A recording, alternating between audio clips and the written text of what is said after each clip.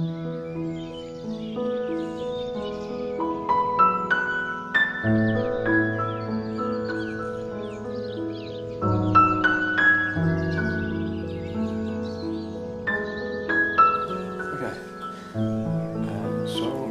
let us continue where we left off before. Next sutta we're going to have a look at is a sutta called Ignorance, Avijja in Pali. And the idea with this sutta, you may remember we were talking about before about the causes for ignorance, for avijja, and we read this part of a sutta that said that the cause or the nutriment for avijja is the five hindrances. And what I want to look at now is the causal process that leads to avijja, and I want to bring it back to the most basic aspect which causes this whole thing to arise in the first place. How avijja is kind of bolstered, how it is upheld, what is the foundation for avijja, what is the problem that we have to deal with. And as always, it will be a causal sequence, a sequence of causal factors going back, and then we go back to the initial cause which drives this whole thing. Everything in Buddhism is causality, right? It's a causal teaching, and the reason everything is causality is because there is no self, there is nothing there which all stands by itself. Everything is dependent on causes, and because everything is dependent on causes, the only way you can understand the mind, you can understand defilements, you can understand anything is through understanding causal processes, conditioning, nutriments, how one thing influences another one. So the whole teaching is about that, and it just reflects the nature of reality. The nature of reality is like that, and for that reason the teaching has to reflect that. That's what it's doing here. So let's have a look at this causal process that supports, that lies behind avijja, delusion, ignorance, and wrong view, not seeing things according to reality, etc., etc. Okay, avijja, ignorance, bhikkhus. It is said a first point of craving for existence, bhikkhus, is not seen, such that before this there was no craving for existence, and afterwards it came into being. Still, craving for existence is seen to have a specific condition. I say, bhikkhus, that craving for existence has a nutriment. It is not without nutriment. And what is the nutriment for craving for existence? It should be said, ignorance, avijja, delusion. Ignorance too, I say, has a nutriment. It is not without nutriment. And what is the nutriment of delusion? It should be said, the five hindrances. The five hindrances too, I say, have a nutriment. They are not without nutriment. And what is the nutriment for the five hindrances? It should be said, the three kinds of misconduct. The three kinds of misconduct too, I say, have a nutriment. They are not without nutriment. And what is the nutriment for the three kinds of misconduct? It should be said, non-restraint of the sense faculties. Non-restraint of the sense faculties too, I say, has a nutriment. It is not without nutriment. And what is that nutriment? It should be said, lack of mindfulness and clear comprehension. Lack of mindfulness and clear comprehension too has a nutriment. And what is that? It should be said, careless attention. Careless attention too, I say, has a nutriment. And what is that? Lack of faith. Lack of faith, I say, has a nutriment. And what is that? Not hearing the good Dhamma. Not hearing the good Dhamma too, I say, has a nutriment. It is not without nutriment. And what is the nutriment for not hearing the good Dhamma? It should be said, not associating with good persons. So there you are. This is the sequence of conditions that lead us up to avijja, how avijja comes into being. And of course, if you have the reverse sequence, and we'll see that in a second, if you start off with associating with good persons, you get the reverse sequence going all the way up. And of course then you give rise, instead of giving rise to avijja, you actually give rise to vijja, to understanding, to the opposite of delusion, to insight, to seeing things as they actually are. So for this reason, it's a very useful thing to consider a little bit what actually is going on here. And once we start to understand how this works, of course, the path again becomes clearer, and we know what we have to do. One of the wonderful things about the Buddha's teachings, which I found so powerful about them, is that the Buddha is this master of giving the same ideas, the same things, the path, right? Different viewpoints, slightly different angles, slightly different sequence of factors. And if you understand, if you consider these variations in a theme, you start to broaden out your understanding of these teachings. You start to see how it all fits together, and slowly but surely it sinks in what is going on. The teachings, we should never kind of reject things. Sometimes the teachings may seem boring. It's the same teaching with very slight variations. But actually very often those slight variations are very significant. And they show you an alternative way of understanding these things, which broadens your appreciation of what is going on. So please consider those things carefully, especially the monastics, of course, because this is kind of our bread and butter, right? The suttas and the basic foundation for our entire practice is the teaching of the Buddha. So let us have a look at this sequence in a bit more detail then. So we have already been talking before about craving for existence, having ignorance as its nutriment. You only crave for existence as long as you are deluded, right? Once you see things according to reality, you don't crave, you don't even desire existence anymore. So obviously we're talking about a pretty profound delusion here, because it's a very different way of understanding the world. And that delusion in turn is conditioned by the 5 hindrances. That is the nutriment for the delusion.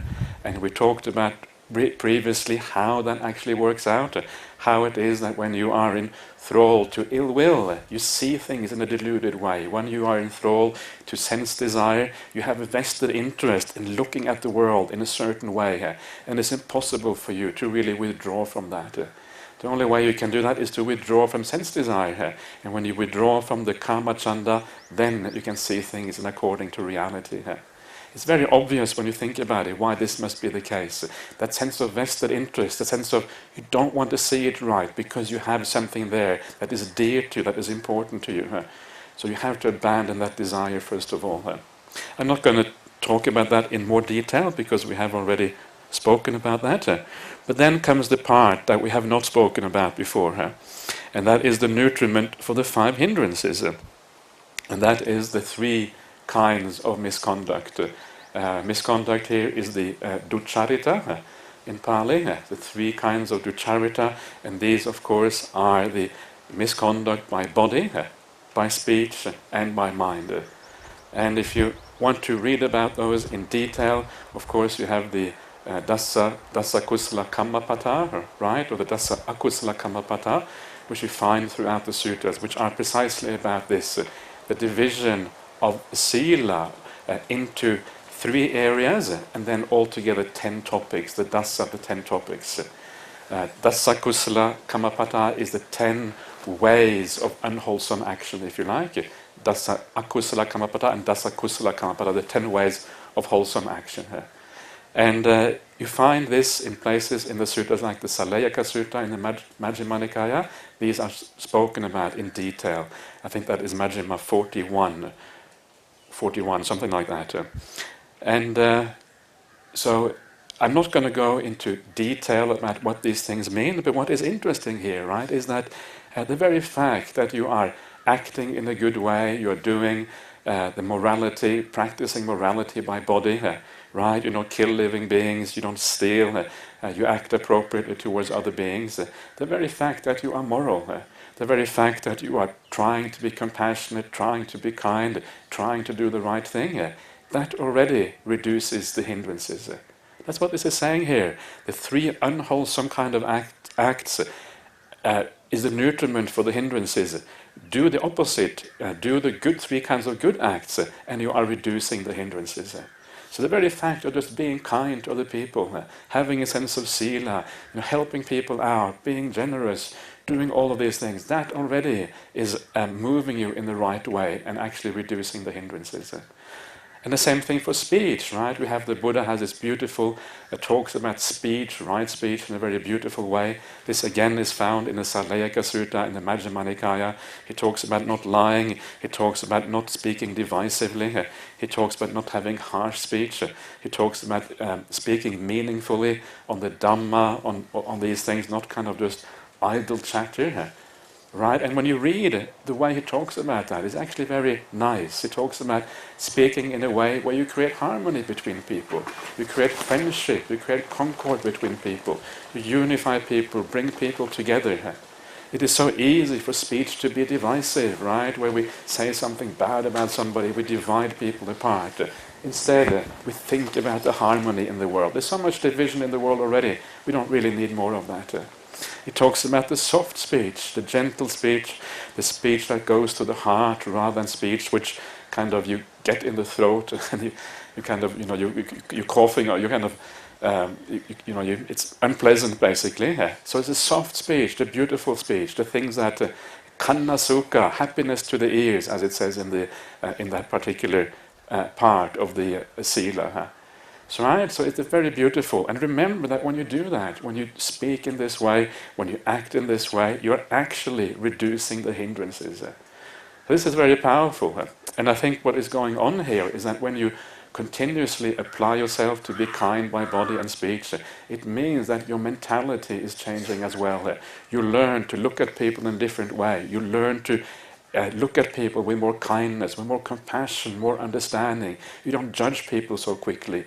You understand that everyone in this world is a victim of suffering. We all share in this suffering of samsara, every one of us. And when you understand that other people also share in this, you have more compassion for them. Of course, sometimes they will do bad things because they are suffering like everybody else. So you look at people in a new way. You see them, you see them with kindness, even when they behave badly, you understand why that is the case, and you have a sense of compassion and understanding instead. So very beautiful when you start to do these things in the right way. Simple things, right? But so important to the foundation of the path. If you don't do these things, the path doesn't really take hold. So just really applying yourself to the basics of sila, often that will have tremendous results also for meditation practice. It is not done in a hurry. It's something that you have to commit to, you have to persevere. But of course, with that perseverance, the results are also very, very high as a consequence, great as a consequence. But the last way of these three unwholesome ways of acting is, of course, the mano ducharita, the mental bad actions. And that is defined in the suttas as excessive greed, right? The covetousness, the abhijja, and it's also the ill will is also one of these mental aspects which is no good. And the third one, which is also very interesting, is view itself is one of the ducharitas here. So if you have wrong views, that's also something that leads to more hindrances as a consequence. So how we view the world, how we look upon the world, to view it in accordance with what it actually is already very useful. And this, of course, is one of the reasons why it is important to read the suttas, to try to understand how the Buddha taught these things. We are approaching right view in that way. Our right view may not be perfect, but at least we are heading in the right direction. And of course, the fact that covetousness, abhijja and vyapada is part of the wrong kind of conduct, you can see how that feeds straight in to the five hindrances, obviously here, right? Vyapada and abhijja, of course, is very closely related to the five hindrances. You can see how that is connected to each other here. Now, one of the things about this ducharitas, one of the nice little suttas that I always liked from the Anguttara Nikaya, this is in the Anguttara Nikaya too. There's a little sutta which talks about two powers, two balas, and these two powers are the patisankhana bala and the bhavana bala. Right? So what are these powers? Well, the bhavana bala, you can probably imagine. The bhavana bala is about developing the 7 factors of awakening, which is basically about samadhi, a little bit of sati in the beginning, and then the development of samadhi all the way to the highest forms of samadhi. That's what the bhavana bala is about, also defined as developing the 4 jhanas, etc. But what is the patisankhana bala? Patisankhana means reflection. It means how we think about things, how we contemplate, right? So what is that? What is the purpose of that? And in the sutta, it says the purpose of the patisankhana bala is to abandon the 3 wrong ways of conduct, which is exactly what we're talking about now. And that is very fascinating. It is all about how we reflect, right? How we think about the world, how we think about the people around us, how we think about ourselves. We learn to reflect in the right way. And by reflecting in the right way, that is how you abandon bad conduct by body and speech. You think about the world in the right way, but also it is how you abandon the mental misconduct. You stop having so much greed, you stop having so much ill will. All of these things are abandoned by reflecting in the right way. Very interesting. In other words, it means that it is not through willpower, right? It is not just by sitting down and watching the breath.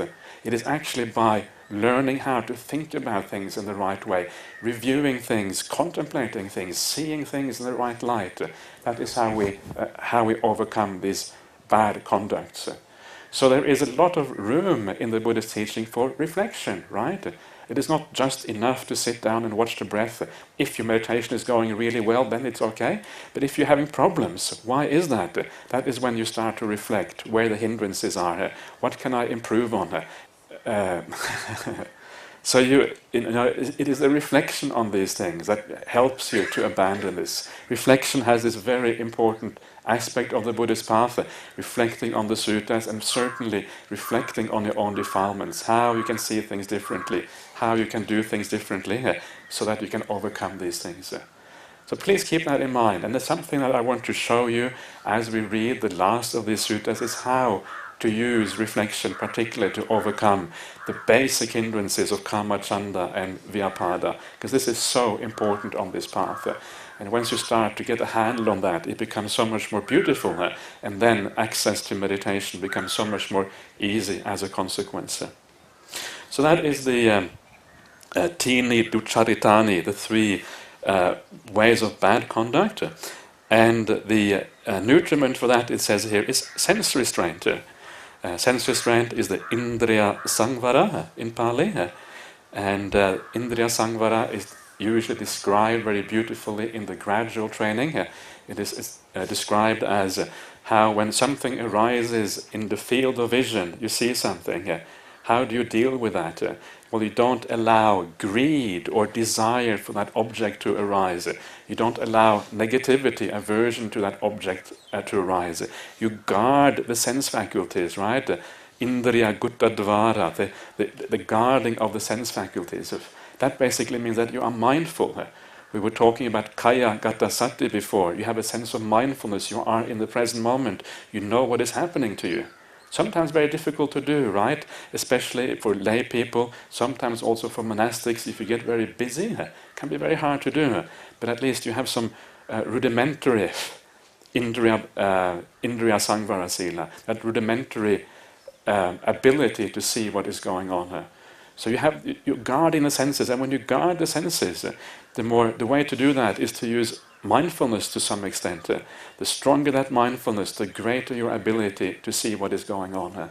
And then when you see something goes wrong, something is about to go wrong, by wrong I mean anger, right, desire, whatever it is, then you have the ability to move your attention in a different direction, to look at the situation in a new way, in a different way. You can actually do something.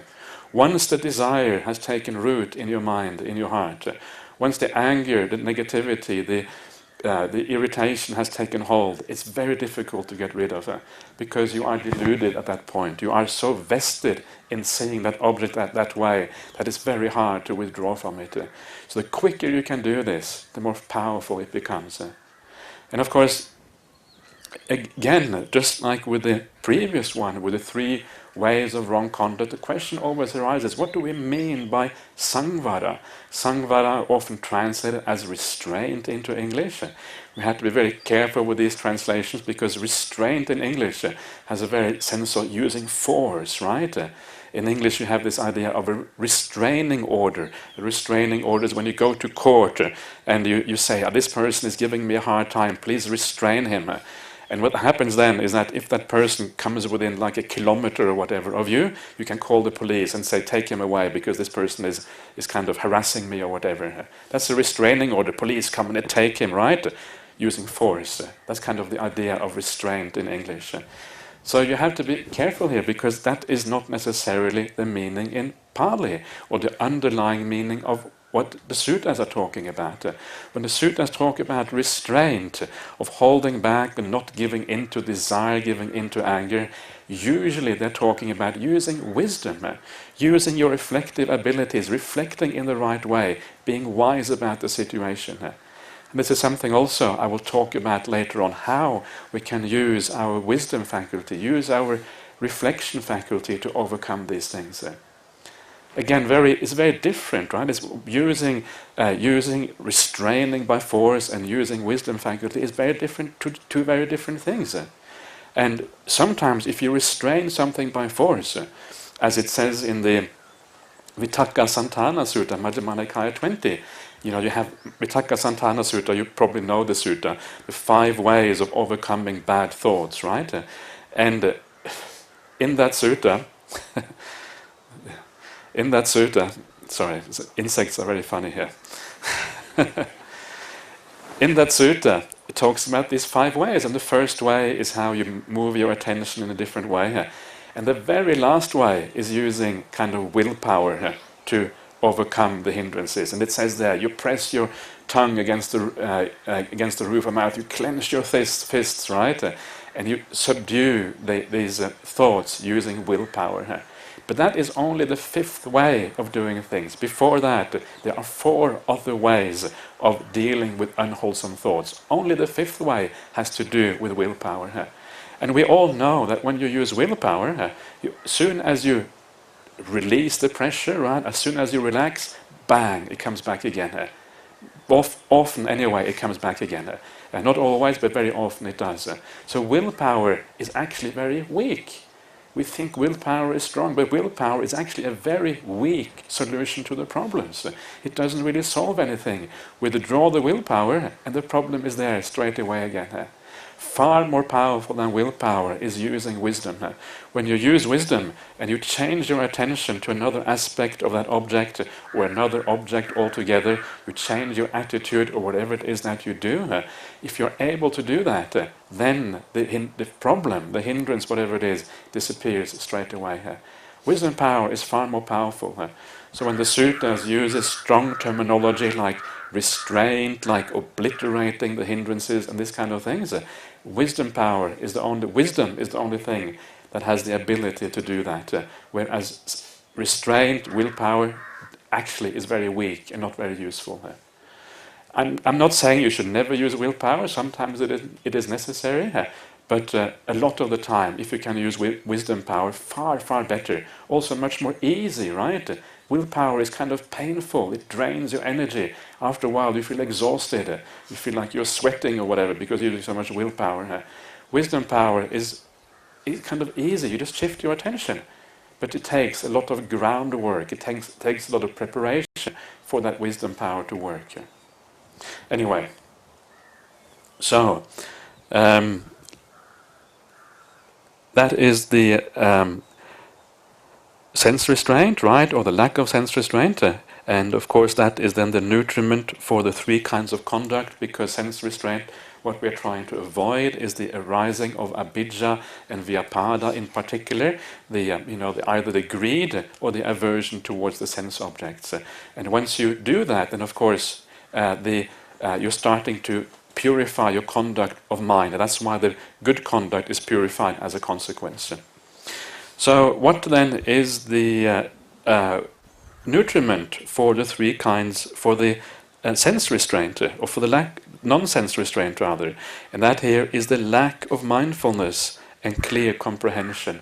asati asampajanya, the Pali here.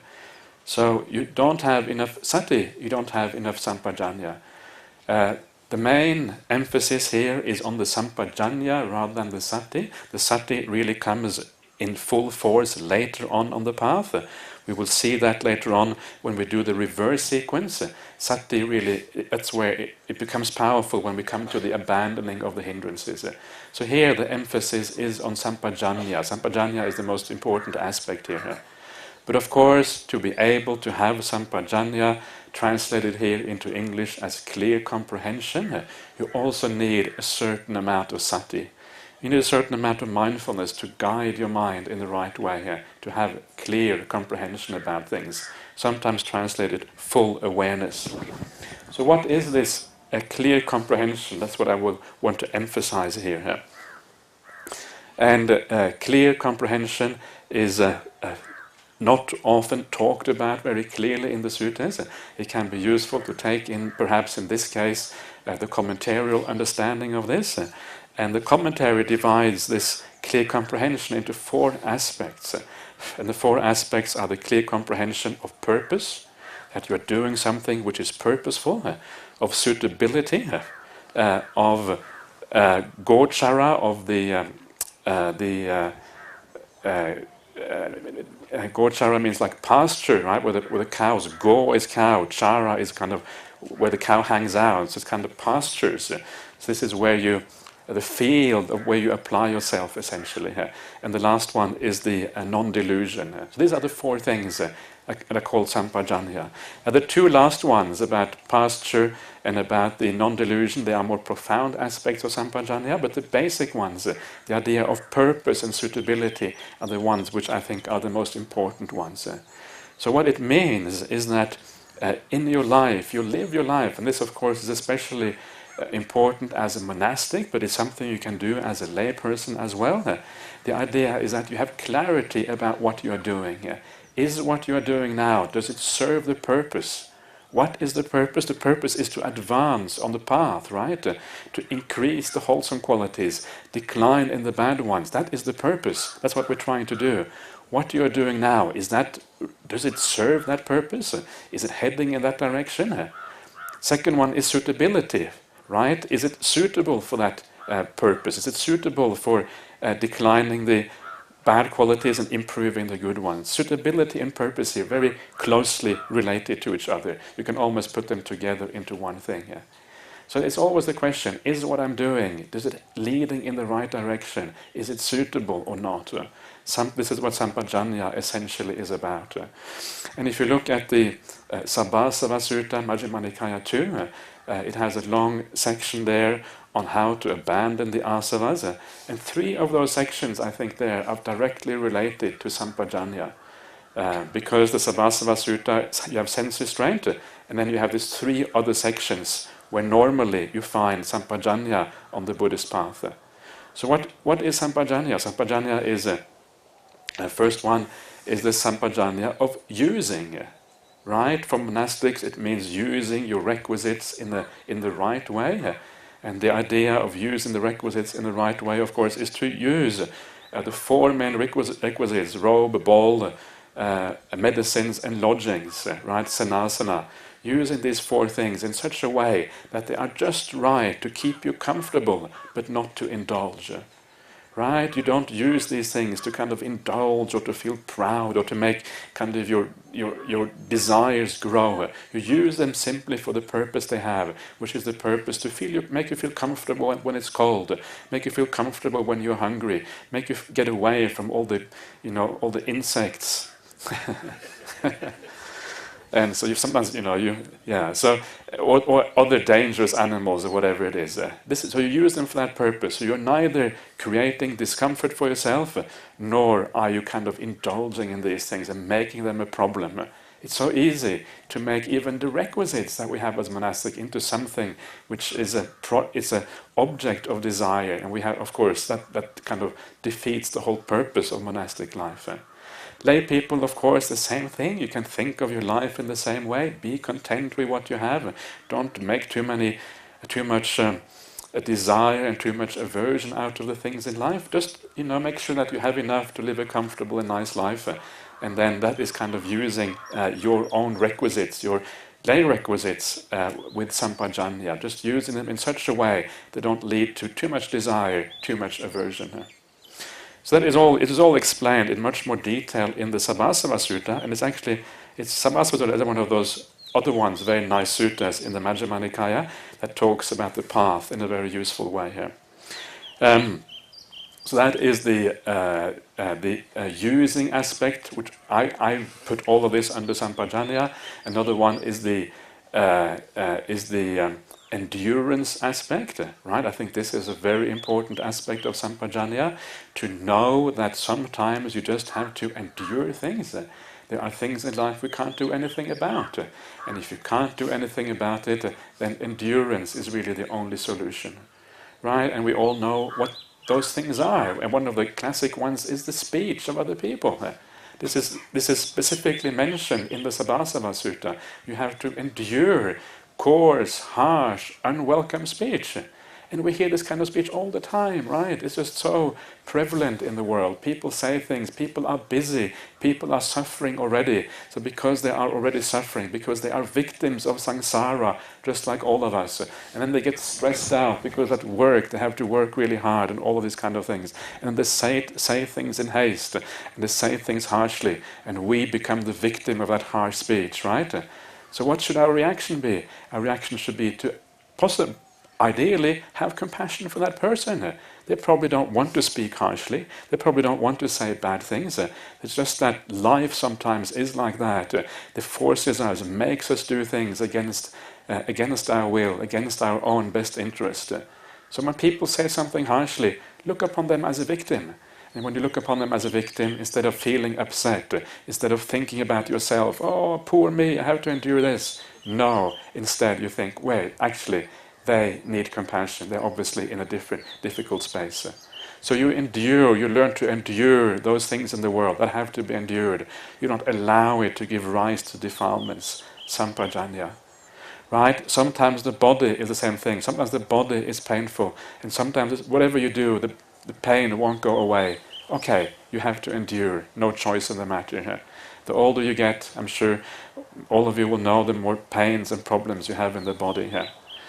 So this is one thing. But again, don't add to those problems in the body. Don't kind of put yourself into difficult positions trying to sit cross-legged for a long time. Somebody told me here at an early interview how in the early days when they started out meditating, they had been sitting full lotus posture for 3.5 hours. It was a kind of, showing, how hard they could meditate or whatever. And they said after that, oh, so much pain. So much pain in their legs, right? It was so difficult to do, such a hard thing to do. So please don't do that sort of thing. All you're doing is torturing yourself. You're destroying, basically, your ability to progress on the path. We're not here to prove any physical endurance. That's not the point of the path at all. It is kind of completely missing the point, really. The point is to find that middle way here. So endure what you have to endure, but don't create things that you have to endure. So these are the things we have to endure in the world. So using, enduring, and the last one is avoiding. Avoiding is also a very important aspect. There's certain things that you have to avoid. There's certain things will give rise to defilements in you, right? And because they will give rise to defilements, you avoid those things.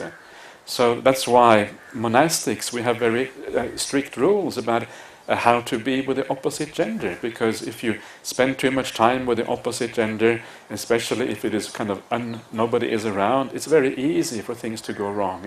If you're an arahant, it's no problem, but otherwise it can be very, very problematic. And the same thing if as a layperson, if you know that gambling is a problem, don't go too close to the casino, right? If you go too close to the casino, the temptation arises. Oh, okay. And this is a problem. So we stay away from those temptations. Don't even get too close. You remind yourself that willpower is incredibly weak again. The willpower won't stop you. Defilements are far more powerful than the willpower. So you don't even put yourself in a situation where the temptation arises. You avoid those bad things. Again, there is a long section about this in the Sabhasava Sutta on avoidance. All of these things are important. They're all about sampajanya, clear comprehension about how to live your life in a good way so as to reduce the defilements, to have this beautiful, even state of mind. Right? And you can see now why this feeds into sense restraint. Because if you avoid all those things, if you use the requisites in the right way, and you endure things appropriately, then of course sense restraint becomes possible as a consequence, because you're already kind of reducing the possibility for aversion and desire to arise. So this is sampajanya.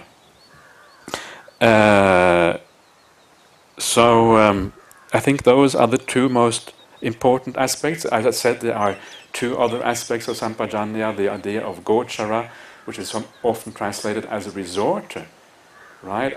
I don't like the translation resort. To me, resort means like this place you go to, holiday resort, right? Just like resort. That's kind of missing the point, of course. So resort here is just a way of saying what you do, where you hang out, what kind of people you go with. In this case, resort refers to the meditation object. And according to the commentary, you're supposed to be with your meditation object at all times. I don't really understand that. I'm not really sure if I can follow the commentary on that one. I'm not sure if that is a good way of doing things, personally. Anyway. And then you have the sampajanya of non-delusion, which means that you have clarity about the non-self nature of what you are doing. Again, it's much more profound. I don't think it's so important for the purposes now. So what is then the cause, the nutriment of lack of mindfulness and clear comprehension? It should be said, careless attention, ayoniso manasikara. Right? You see all of these things coming together here, all of these important basic teachings on the Buddhist path. Sampajanya, yoniso manasikara, all of these things coming together here. And ayoniso manasikara means that you are not, manasikara means the usage of the mind, quite literally. You're using the mind, ayoniso. You don't, ayoniso here, basically lacking in wisdom. Lacking, yoni is like the source of something, the root of something. So it's like the thinking which doesn't go back to the source of things, doesn't go back to the root of things. So you're not being careful, you're not being reflective, not using your mind in a wise way.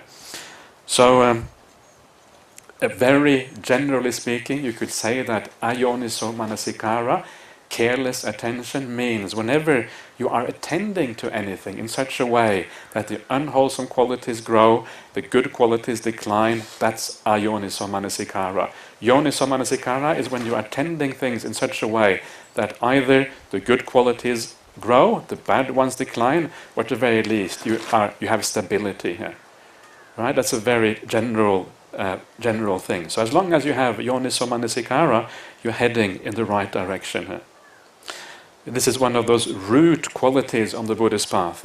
If you read the Anguttara ones, it has these things that stand at the very beginning of the Buddhist path. One of those is yoniso manasikara, right? Without that, there is no hope, basically. Just like samaditi, just like appamada, all of these things are kind of root things, kalyanamitta, root things on the Buddhist path. What is the cause for this careless attention? Why do we have careless attention? And the answer is lack of faith, asaddha, right? Not enough faith in the Buddha's teaching. So what does faith mean in Buddhism? Asaddha, faith can be divided into two aspects, and one is the emotional aspect of faith. The emotional aspect is actually very important. It is very important because when we, the whole meditation practice is all about emotions, right? Good emotions, piti, sukha, pamoja, all of these beautiful qualities. So emotions are extremely important on the Buddhist path. I know Ajahn Brahm, he teaches so many people meditation practice. He travels around the world just all the time, teaching retreats, doing things. And he says that sometimes, he says, women have an easier time getting into samadhi than men have. And maybe that is because women sometimes are more in in tune with their emotions, right? Sometimes that can be the case. So, so that is maybe one of the advantages. So you can actually use that being in tune with the emotions to enable you to actually give rise to these things. And one of the ways of doing that is, of course, the Buddhanusati, Dhammanusati, Sanghanusati, right? The faith in the triple gem. And that faith, that emotional aspect of the faith, can give rise to that pamoja. And once you have that pamoja, then the meditation takes hold from there. So then you can go to the breath, bring that pamoja in to your breath meditation, reflecting on the Buddha, Dhamma, Sangha, bring it into your breath meditation, and then the whole thing can take off as a consequence. So this is one aspect of faith, the emotional aspect, very important. It's important that we don't make saddha into a pure intellectual thing, but this is also the kind of more intellectual side, if you like, the cognitive side, or whatever you want to call it, and that is what you might translate as confidence. So you read the suttas, you hear the teachings, and you feel a sense of confidence because it makes sense. It is meaningful to you, right? Yeah, this kind of gels with my experience. So you gain also a kind of, if you like, intellectual confidence at the same time. Ideally, the two should come together. The emotional side and the thinking side come together, then it becomes very powerful. And then, based on that saddha, that feeling of trust and knowing this is heading in the right direction, this is the real deal, this is going to help me out, this is, finally I found something which is going to help me eliminate suffering and move me towards happiness, right? That sense of being able to breathe, oh wow, these teachings are really wonderful. Then based on that you start applying yourself accordingly, and that is the yoniso manasikara. In the beginning, it's just the suttas, the Buddha tells you, think like this, don't think like that. Reflect like this, don't reflect like that. So you do that. And so you learn yoniso manasikara just by your confidence in the teachings, by following what they say. And then the yoniso manasikara happens as a consequence. What is it that gives rise to this faith? It is hearing the good Dhamma, the Sad Dhamma, right? The real Dhamma, not some fake Miccha Dhamma, but the real Dhamma. And of course, from a Buddhist point of view, the best place to find that real Dhamma is in the words of the Buddha. That is where you can have confidence that we have these real teachings, even here to the present day. And I think this is one of those very important things to realize, for those of you who are not aware of it perhaps, to realize that the evidence, as far as I can see, that we still have the word of the Buddha very much intact, even in the present day. The evidence for that actually is very strong. Sometimes as Buddhists we sort of just have faith in this, but actually sometimes it's important to investigate these things a little bit. And when you investigate, you also start to see which aspect of the suttas are more important, which ones are more trustworthy. And we know this largely because of a lot of modern studies that compare the suttas in the Pali with other recensions, like in Chinese or in Sanskrit, or sometimes even in Tibetan, sometimes in some very obscure languages that nobody has ever heard of before.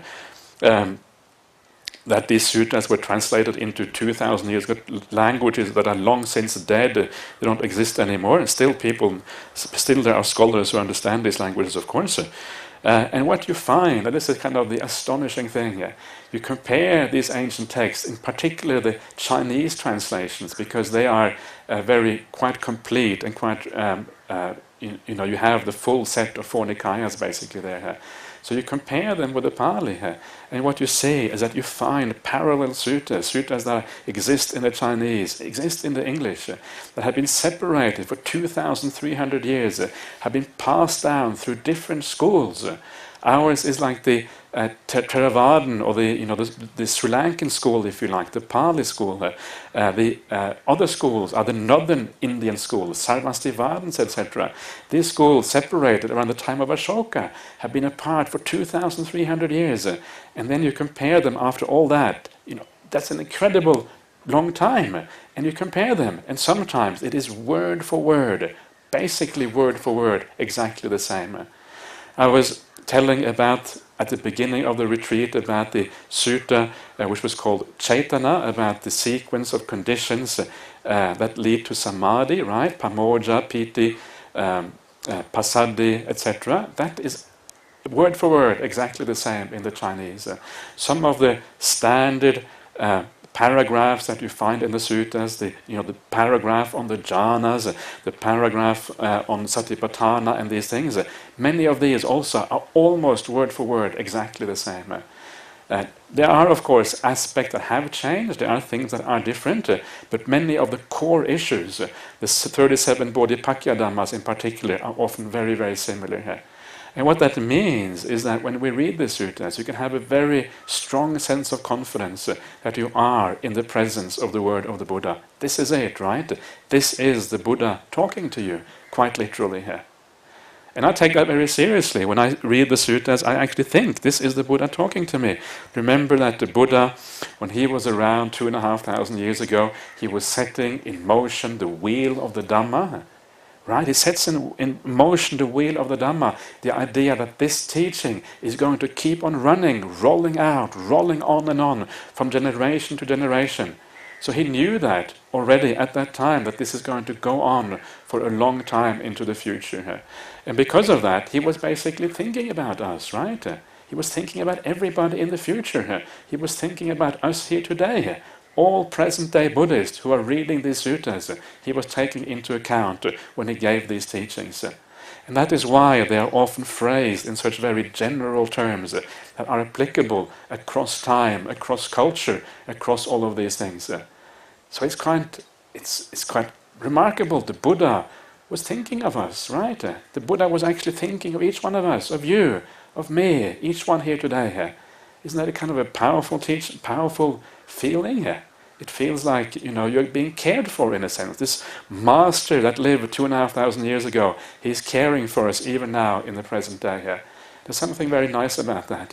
And it means that when we read his words, he is talking to us in a very literal sense. So that is the word of the Buddha. Of course, the word of the Buddha, the Saddhamma, you can also sometimes hear that from contemporary teachers as well. If you are lucky enough to meet somebody who is an Aryan, right? And I have no doubt that there are Aryans today in the present world. Sometimes I meet monastics in particular. Sometimes I meet lay people also who are very impressive, very meditating very profoundly. But those people who are Aryans, usually I find them among the monastics. And sometimes you meet people who you feel, wow, there's something special about this person.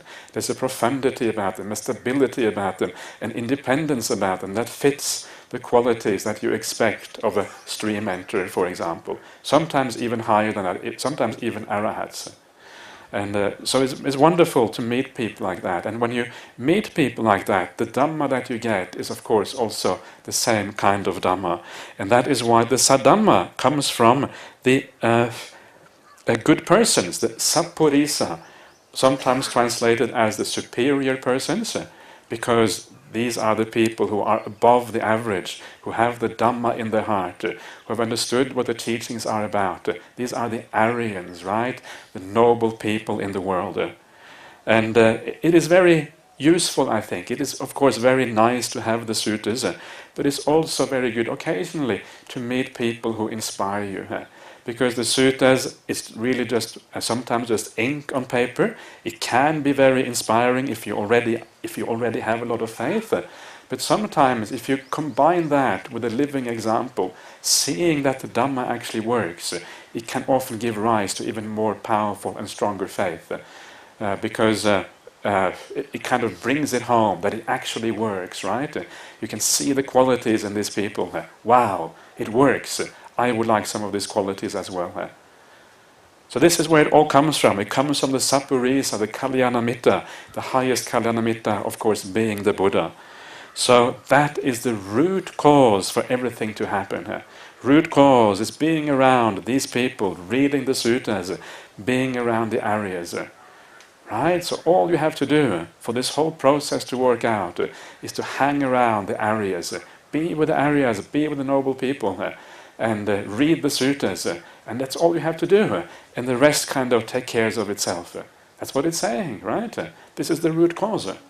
And of course now you start to understand why the Buddha said that the Kalyanamitta is 100% of the holy life, of the Brahmacharya. It is 100% because when you are around people like that, you are being infused with the Dhamma, even against your will, even if you don't want to have the Dhamma, right? You have no choice. It gets infused into you. You get brainwashed, and you gradually you kind of get dragged down that track of the Dhamma. But of course, it's a good brainwashing, right? It's a positive brainwashing, so you should welcome that kind of brainwashing. Please, brainwash me. Wonderful.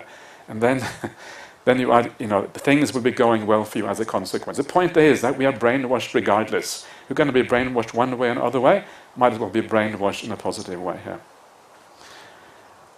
So, that is the main aspect of this sutta. The rest can now be done fairly quickly because it's really just a recapitulation of that. So let's have a look at the rest here. Thus, not associating with good persons, becoming full, fills up not hearing the good Dhamma. Not hearing the good Dhamma becoming full fills up lack of faith. Lack of faith becoming full fills up careless attention. Careless attention becoming full fills up lack of mindfulness and clear comprehension. Lack of mindfulness and clear comprehension becoming full fills up non-restraint of the sense faculties. Non-restraint of the sense faculties becoming full fills up the three kinds of misconduct. The three kinds of misconduct becoming full fill up the five hindrances. The five hindrances becoming full fill up avidya, ignorance. Thus there is nutriment for delusion, ignorance, avidya, and in this way it becomes full. Right? This is kind of scary, isn't it? Of ignorance becoming full. That's kind of not very nice. Delusion kind of maxing out, right? So if you don't want delusion to max out and become completely, lost in this world, then basically what you have to do is to hang out with the good people, and then as a consequence, delusion gradually falls down. And there's a very nice little simile which makes this clear here, coming up next.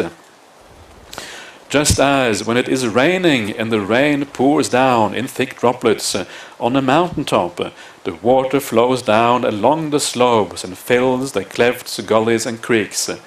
These becoming full fill up the pools, these becoming full fill up the lakes, these becoming full fill up the streams, these becoming full fill up the rivers, and these becoming full fill up the great ocean. Thus there is nutriment for the great ocean, and in this way it becomes full. So too, not associating with good persons, etc., fills up ignorance eventually. Thus there is nutriment for ignorance, and in this way it becomes full. Right? It starts off with the little droplets. They seem so harmless. You just, you hang out with the wrong people, the bad guys who have no understanding of what is going on, who lead you in the wrong direction. The gamblers and and these kind of people who have no sense of morality, and gradually you get affected by that. The droplets keep dropping and dropping and dropping, more and more, until gradually it fills up everything, and eventually goes to the big ocean of ignorance. Ignorance is like this endless ocean of stupidity, right? There's no end to stupidity here. It just keeps on going. Wherever you go, there's always more room for being silly, for being deluded, for not understanding how to live in the right way in the world. So the ocean of ignorance is a kind of a slightly scary idea there to kind of keep you away from that. And then we have the positive side. I want to go through that fairly quickly as well. We still have a few minutes left before the hour is up. So it's, of course, basically just the reverse of what we have been seeing here. So it's fairly straightforward. I say, bhikkhus, that true knowledge and liberation have a nutriment. They are not without nutriment. And what is the nutriment for true knowledge and liberation? It should be said the 7 factors of awakening. The 7 factors of awakening too, I say, have a nutriment. They are not without nutriment. And what is the nutriment of the 7 factors of awakening? It should be said the 4 focuses of mindfulness. The 4 focuses of mindfulness too, I say, have a nutriment. They are not without nutriment. And what is that? it should be said the 3 kinds of good conduct. And what is the nutriment for the 3 kinds of good conduct? Sense restraint. And what is the nutriment for that? Mindfulness and clear comprehension. And what is the nutriment for that? Careful attention. What is the nutriment for that? Faith. What is the nutriment for that? Hearing the good Dhamma. And what is the nutriment for that? The associating with good persons. So here we have the opposite, how starting from just associating with good people gradually takes you all the way to true knowledge and liberation. True knowledge and liberation, Vidya Vimutti, is the Pali. So this means arahantship, right? You have a real understanding of the world and you are liberated from the defilements. You feel free at last. And the thing which makes that true knowledge and liberation possible is the 7 factors of awakening here. Right? The 7 factors of awakening are really all to do with samadhi practice if you read them.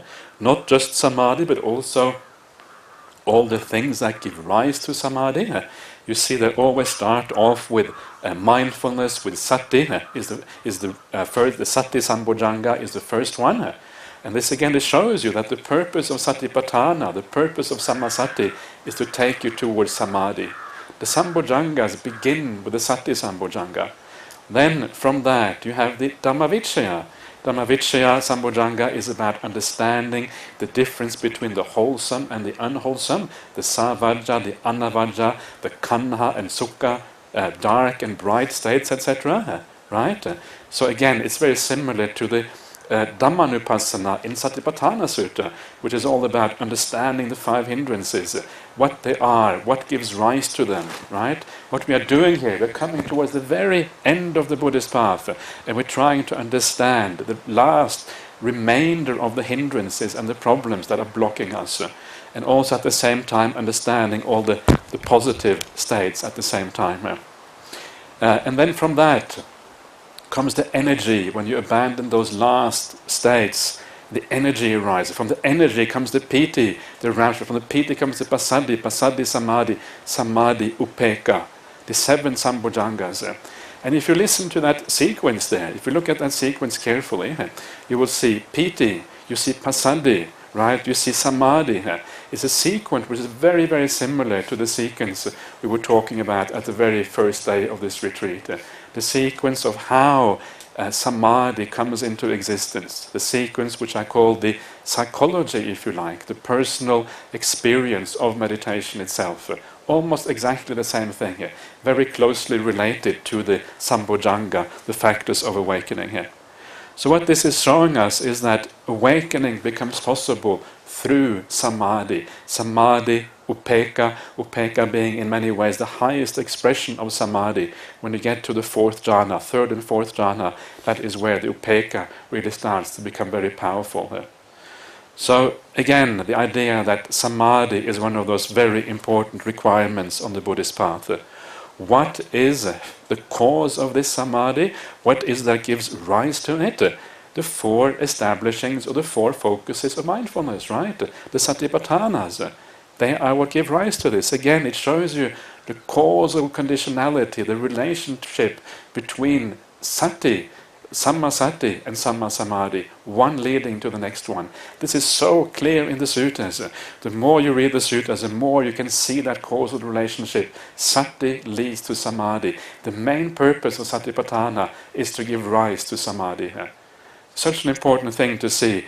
If you just read the Satipatthana Sutta in isolation, you may not see that. But when you look at it in the context of all the suttas, it is just so obvious. And one of the things that you may notice here, the 4 establishings of mindfulness have here exactly the same position. If you remember the negative sequence, we're just looking at the negative sequence before, the 4 establishings of mindfulness have the same place as the 5 hindrances. Right?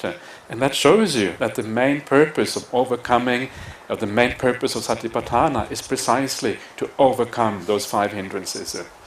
They have the same position here as in the previous sequence when we're looking at it. So again, it just reinforces this general idea, general trend that the suttas always talk about, how these things come about. Abandon the hindrances, then you attain samadhi as a consequence of that. Using satipatthana, you move towards samadhi, and then liberation happens as a consequence. And then, of course, we have the whole sequence. The whole sequence after that is exactly the same sequence we had before, but now we see it instead in the positive terms, right? So the three kinds of good conduct, they are the cause for satipatthana. So again, remember, this is about using your wisdom faculty, using your reflection faculty. That's how you overcome those three bad ways of thinking, and you move towards the three good ways of conduct instead. The cause of that is sense restraint. I've talked about that probably enough for now already. Cause for that is the clear comprehension, the sampajanya. Cause for that again is the yoniso manasikara, right? You attend carefully, you don't make rash decisions, you are aware of what is going on, you have clarity about how to use your mind in a good way. Yoniso manasikara, wise reflection, wise attention to all phenomena. That is rooted in faith. You know the Buddha's teachings. You have been given the information that is required so you can apply your mind in the right way. You have faith in these teachings. Comes from hearing the good Dhamma, and the root thing at the very base of everything, associating with good persons. The sappurisa sangseva, the very basic aspect here. And then again we can have a quick look at the how this the simile here, and also this other paragraph in between. Thus, associating with good persons, becoming full, fills up hearing the good Dhamma. Hearing the good Dhamma becoming full fills up faith. Faith becoming full fills up careful attention.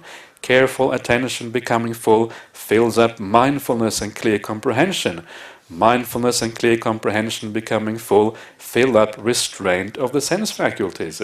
Restraint of the sense faculties becoming full fills up the three kinds of good conduct. The three kinds of good conduct becoming full fill up the four focuses of mindfulness. The four focuses of mindfulness becoming full fill up the seven factors of awakening. The seven factors of awakening becoming full fill up true insight and liberation. Thus there is nutriment for true insight and liberation. In this way they become full. Right? Starting off with associating with good person, the whole thing almost becomes an automatic process. The more you hang out with good people, the more you read the good Dhamma, the more you are in the presence of the Buddha, so to speak, the more this whole process happens almost by itself. It just takes hold of you and you kind of go in the right direction. Just as when it is raining and the rain pours down in thick droplets on a mountaintop, the water flows down along the slope and fills the clefts, the gullies and the creeks. These becoming full fill up the pools. These becoming full fill up the lakes. These becoming full fill up the streams. These becoming full fill up the rivers. And these becoming full fill up the great ocean. Thus there is nutriment for the great ocean. In this way it becomes full. So too, associating with good persons, becoming full, fills up here in the good Dhamma. The seven factors of awakening becoming full fill up the true knowledge and liberation. Thus there is nutriment for true knowledge and liberation, and in this way they become full. Right? So you allow that rain to rain. Every time you read the suttas, that is most kind of you. So you allow it to rain, right? You allow those drops to accumulate on the mountaintop. By doing what? By reading the suttas, by hanging out with the right people, hanging out with the Aryas, hanging out with the Buddha. To me, reading the suttas is like hanging out with the Buddha, hanging out with other good people. And as you do that, as you allow the rain, all you have to do is to allow the rain, the drops to fall down, and automatically the process starts to happen by itself. You apply yourself. Why do you apply yourself? Because you know it's to your benefit, it's to your advantage, it's for your happiness, or for reduction of suffering in your life. Right? You see that, and then automatically, because you see that, the process happens all by itself. And this is what the Buddha says. And of course, the reason why this has to be so is because we are, in the end, we are conditioned beings. There is no self there is nothing there to guide us apart from the conditions that come from the outside. When we see that those conditions from the outside are to our advantage, when we see that it comes from compassion, it is for our benefit, they are benevolent and good conditions that are imposed upon us, then of course automatically we start acting accordingly here. So that is what we have to do. Allow the rain to fall, hang out with the good people, and eventually what happens is that you get real insight and you are freed, you are liberated from suffering and all the mental defilements as a consequence. Okay, so that is it for this afternoon now.